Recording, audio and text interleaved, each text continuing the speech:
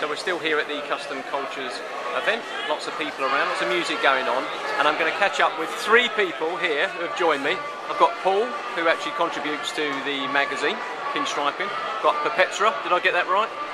Very good. And to Linda. Yes, hello. Well, I'm going to scan back so we can actually see the outfits that you guys have got on.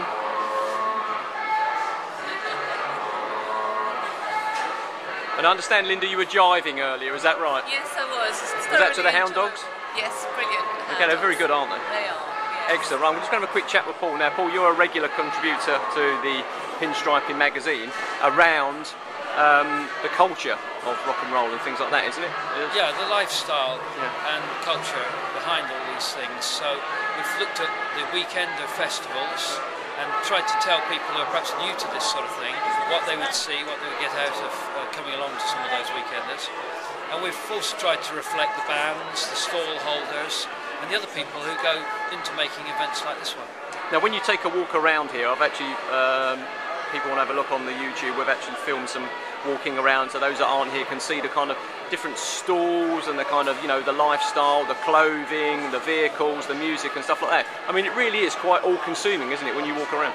Yeah, it is. It's got so many different dimensions, and whatever you're into, whether it's into painting on the helmet of a motorcycle or a guitar or doing something crafty with your hands, or whether you're interested in the music and hearing a saxophone blown at your piercing volume, it's all there for you, and it's changing as well. It's developing.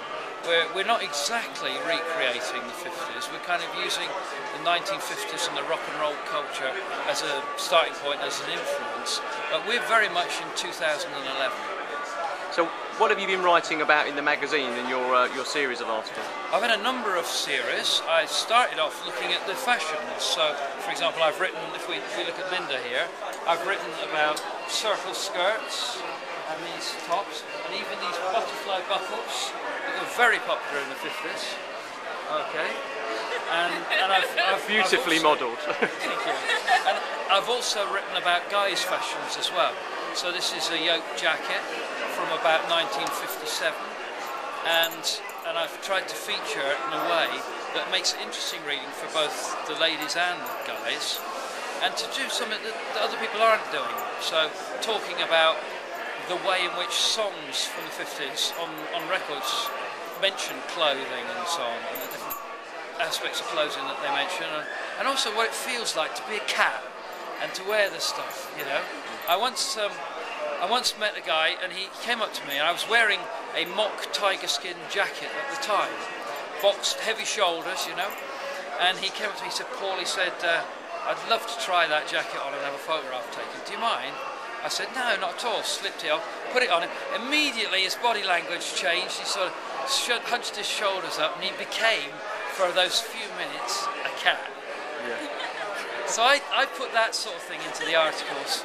I also put the enthusiasm. You see, Linda has a very nice outfit on, and in your average magazine they would describe the outfit. But I describe what that does to me. Yeah, it's the impact. I think also people forget the impact of what this kind of fashion did when it came to Britain in the 50s, what Britain had just come out of and stuff like that. I mean, it brought a great deal of colour, didn't it, to really a very drab society where, and my father often says, you know, really, you know, when you left school, at whatever age that was, you were kind of dressed like your father, and then if you were a girl, you dressed like your mother, and that was it. And all of a sudden, this opportunity to express yourself came along and really kind of shook it up, really. And the affluence to do it. You had money to buy clothes and to get a tailor to make stuff up.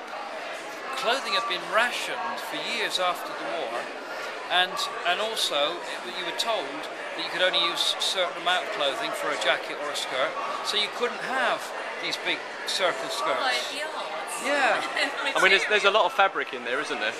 Absolutely. About being risque, could you slightly lift your skirt up just to see what you've got under it as well? Because you've actually got quite a lot of material under it as well, haven't you? Yeah. So it's not just the skirt, it's everything that then goes into it, now, isn't this fabulous? The other thing about this, okay, is that it swirls out when she's jiving with me, and it makes the whole dance floor come alive. It's like this fashion was made for rock and roll, isn't it? You know, it's just so incredible how the whole lot goes together. And once again, we're back to that whole thing of rock and roll. It's for feeling a certain way. It's very upbeat, very optimistic type of music. Do you think that's the appeal? For this, yes, I do. I think for a lot of people, it's a chance to come out of a fairly drab sort of lifestyle that they work in, and just for a little while have brighter colours, bigger shoulders, walk a bit sort of taller with more swagger, more cut in your strut, more glide in your stride, to make your liver quiver and your knees freeze. It's a chance to let some of the other aspects of your personality loose for a while. Now, what sort of role do you think the Pinstriping magazine has to play, and events like the Kustom Kulture Blastoff we've got here? Because really it brings quite a few different lifestyles together, doesn't it? I mean, like you were saying, the people like yourself who've just been listening to the hound dogs, and then you've got that sort of the tattoo culture, and then you've got the body piercing, and then you've got the airbrushing and all that. Here, it really kind of seems to just meld together quite seamlessly, doesn't it? I think it's hands-on creativity that links the whole lot together, and we've also got photographers who are specialising in 50s type pin-ups and things like that, and creating images and so on. I think the magazine started with pinstriping, and that is about pinstriping on hot rods, and that can be changed to other painting techniques on vehicles. So you've got fabulous images of like wolves leaping out from the bonnet of a car and so on. And then it expanded to painting anything else as well.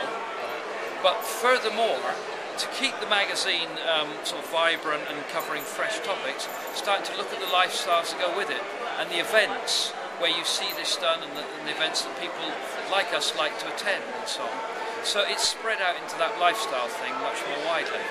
And last year was the first Kustom Kulture Blastoff, and that was a trial thing to see how it would go over, so that people who are interested in pinstriping and all these other techniques could actually see people doing it.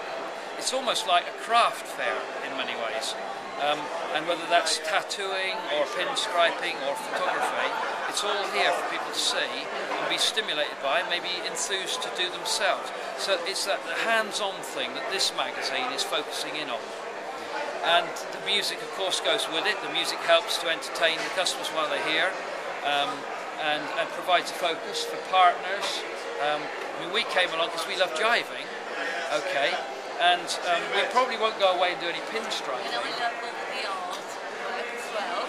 So let's give Linda a chance to say something about the well, it's one of those events. Work. It's one of those events, isn't it, where I think, even if you aren't interested in the subject necessarily, when you walk around, there's actually quite a lot to see, isn't there? Yeah. Well, I oil paint, so to see all the different techniques is really lovely.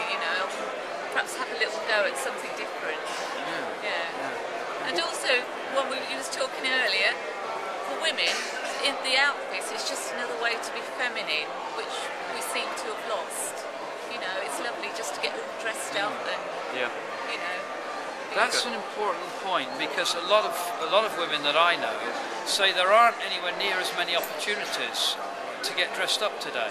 Even if you go to the cinema, if you go to the opera, theatre, people turn up in jeans. And, exactly. You wouldn't dress up to go to the cinema anymore. And they see a lovely dress or a skirt in a window, but then they say to themselves, yes, but when would I wear it?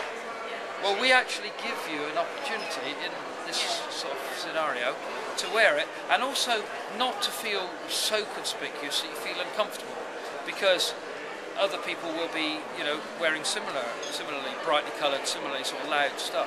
Now we're talking about kind of the colour and the vibrancy of what you're wearing, Linda, and we're talking about again the same with yourself. Yeah, I mean your outfit is absolutely stunning, isn't it? Tell us a little bit about the outfit that you've got on. This is really more an African wear, something you find in the street of any African country. So this is kind of everyday wear. Everyday wear. Tell the gentleman the story about how you came to wear this outfit, because you didn't buy this in a shop, did you? No, I just bought material which I got my tailor to make for me. So she takes all my rightful measurements and decide on what fashion I can have. It's custom built for you. Yeah, just for me. Can I be really cheeky and get you to stand up and sort of turn around? Just for the gentleman.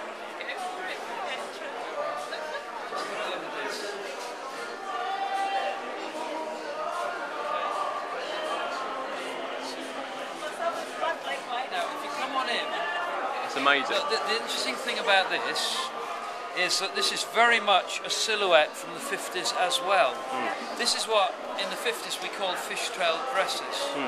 They curved in like this, and then they come out again like a mermaid almost. Yeah. And if we turn round, I have to show this because this is the seam comes in under the posterior here. I enjoy that. And if you look, for those that missed that, he just said, you whispered to her, I enjoyed that. Very good. And if you look at pictures of Laverne Baker, Ruth Brown, and all these other very famous singers from that era, they're wearing outfits like this to go on stage and to sing. It's wonderful. Having been to Africa a couple of times, I get really annoyed when they describe it as the dark continent, when in fact it is the luminous continent, because there's actually so much colour there when you go and when you actually meet the people. So you are a perfect ambassador for Africa today here at the event. Well, thank you very much for agreeing to talk to me, and I hope you enjoy the rest of the show.